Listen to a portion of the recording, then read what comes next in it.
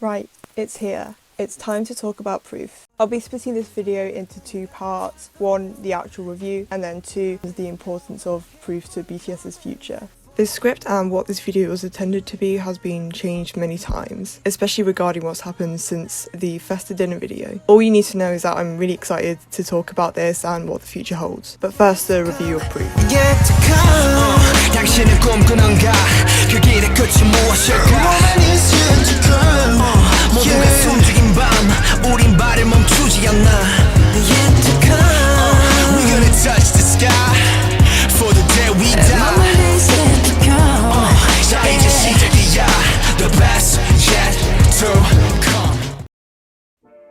This video took over a month to make, mainly because I was busy a lot of the time and it took me ages to write the script. Not only that, like when writing videos about albums I really like or comebacks I really like, it takes a long time to get my thoughts together and make sure what I've said is what I really want to get across, and I want to talk about this album without making a subpar video that is rushed. With this being an anthology album, I kind of knew what I was getting into before the album came out and before the tracklist and teasers were dropped. Initially, like a lot of people, I hoped we get a full album, but celebrating BTS's music is my greatest talent, so I was absolutely excited that this would be an anthology album. Looking at the tracklist for the first time, I could already sense what each of the new songs were going to be like. Yet to Come would be in the same sphere as something like Run or Life Goes On for me. For Youth would be a really meaningful song going along the ballad or slower song route. And that Run BTS would be my song of the year, as it gave me the vibe that Dionysus and Disease were giving me when I first saw them. With the demos, I was absolutely ecstatic to hear Tony Montana featuring Jimin for the first time, and I was optimistic to see what Young Love and Question Mark would be. I think my initial thoughts on the new songs were pretty much right, but we'll get into that more later. Going into the concept photos, I love these so much, but I think they will always be a given. I like how it both celebrates where they started, as it has symbolism to their whole concept, Bulletproof Boy Scouts in the first concept. I like how each member has different bullet holes in the metal behind them, showing how differently they've handled challenges and how some have been more meaningful and directed to them, but they're still standing together after everything over the past 9 years, and it will all be the same going into the future. The styling of the clothes in the first concept really reminds me of updated versions of their Too Cool for School and Danger styling, which I love because, as I mentioned, it references where they started and how much they've developed since then. The other concept is a great representation of where they are now. The softer tones and colours not only reflected in their dual tone outfits, but also the fabric used in their outfits as well. The much lighter feeling of the photos could reflect how happy they were with the position of the group right now and just feeling free to do whatever they want. Both concept photos for me represent the whole message of what Proof is really well. Going into the actual album and its content, I feel like I don't need to go through the pre-existing songs, as I feel like I've given my opinions on them at some point in the past. I love all the entries because I love their songs, so I'm happy with all of them, obviously. Starting with the title track, Yet to Come. I feel like I was right in saying it had similar vibes to Life Goes On. Obviously they're completely different songs with how it's structured, the melody and the lyrics. However, I think that some of the messages and sounds in the song do cross over, which is why Yet to Come feels so comfortably familiar. I love how the vocal line leads the song and holds your hand into the next chapter of Bangtan. They sound so hopeful and excited for the next part, which just makes the song more comforting. The main part that I absolutely love about this is that the rap line are part of the chorus. It caught me off guard the best way possible at first, and I love that they finally get Time to Shine in the chorus of the title track. In fact, all the members do, and that's how you know how perfectly crafted this title track was for the anthology album. Whilst I wish this song was longer, it is still fulfilling with the structure, lyrics and melody. It just feels correct.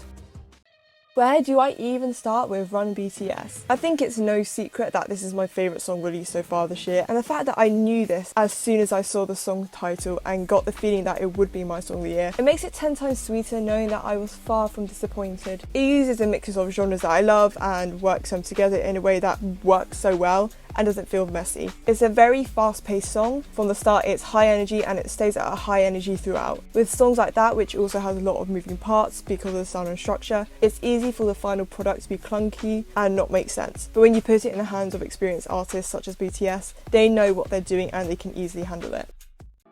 For Youth is a great closer track for this album. I think when a lot of people first heard the title and description of the song, the whole feeling that it would be a more somber or sad song. I think that's also because it was spilled that they would sample ARMY singing Young Forever, so everyone would be ready to grab a tissue when they heard For Youth for the first time. And I still think it has that same sentiment. It's overall very bittersweet, with the lyrics being interpreted in many ways, both hopeful and sad. I think the actual sound and melody of For Youth is more joyful and upbeat, however. I also think the performances on the music shows also connote a more hopeful message to For Youth, and it's more of a thank you message rather than an ending message, if that makes sense. I love the swing and slow melody in For Youth, as the slow pace allows the listener to just really absorb the lyrics, as well as just enjoying how it sounds at the same time. The more I talk about the song, the more I love it. I'm going to quickly go through some extra songs like the unreleased demos and songs just because I want to. I have been praying for the day that we get a digital version of Tony Montana featuring Jimin, and the fact that we actually got it doesn't feel real at all. As soon as I found its Google Drive with the CD tracks only, I rushed to listen to it first. Young Love and Question Mark are like finding a hidden treasure, because who said to them that they aren't album worthy? Who said to them not to release it? Or were they like early versions of other tracks, and are there more unreleased tracks that are still in the vaults, and are we ever going to hear them? See, I'm spiraling again, and it's because I love unreleased and demo track, because it gives you an insight into the making and thought process of songs, which I adore. I just love it, and I would love to hear more unreleased songs and demos in the future from them. I still have a lot of thoughts about this, but it's still hard to put into words when this album is fairly new. And I'm saying this even though it's a month old, but still, it's still new in my books. So I'm sure that I'll talk about it more in the future. I started writing this script before the 2022 Festa dinner dropped, and I also won't be including any clips from that because I don't want to cry again and see the boys cry as well. So I'm just going to stick with my favourite version of the Festa dinner, which is from 2018. As you know, during the dinner, Bangtan talked about how they feel like Proof was an end to Chapter 1. And for the start of Chapter 2 of their careers in BTS, they want to focus more on their solo activities, such as albums and musical releases, to grow not only as artists but people. Also to find their own individuality that they haven't been able to throughout the 9 years because of the lack of opportunity they've had to find it, basically. And when they come back, they will feel reinvigorated and recharged instead of continuing working at the point where the burnout they feel could be detrimental to the group. Really just watch the Festa dinner for yourself, as I only loosely summed up what they were saying, and listening to their words are the most important out of anything. They also mentioned that they are going to be doing group activities such as filming Run BTS, and they also just announced the other day a concert in October 2022 in Busan as like a for your consideration piece for Busan to hold the 2030 World Expo. And I'm not sure if it's true, but they might still do stuff like the season's greetings or the army memberships and stuff like that, and maybe winter package. I don't know, that might just be a step ahead, but that still could be possible, and that's basically the gist of it. What this kind of reminds me of, I had this thought the other day, what this kind of reminds me of is the gap between like Love Yourself Her and Love Yourself Tear, and then also Map of the Soul Persona and Map of the Soul 7, because they were like long releases. Like Love Yourself Her came out in September 2017, then Love Yourself Tear came out in the May 2018, which is a long time, and Map of the Soul Persona was released in April 2019, whilst Map of the Soul 7 was released in February 2020, which again is quite a long time since releases. Whilst there were like a few group releases with like Japanese albums and the BTS World soundtrack, the members also focused on their own individual releases and activities and opportunities as well. I'm not saying this is going to be the exact same, we don't know how long it is until they come back, and also there's a more official announcement this time with what they're going to be doing in between the next comeback. But basically what I'm saying is I don't feel intimidated nor worried for the future, and there's nothing to worry about in terms of the state of the group, and I think Proof has always been and will always be the answer to that as well.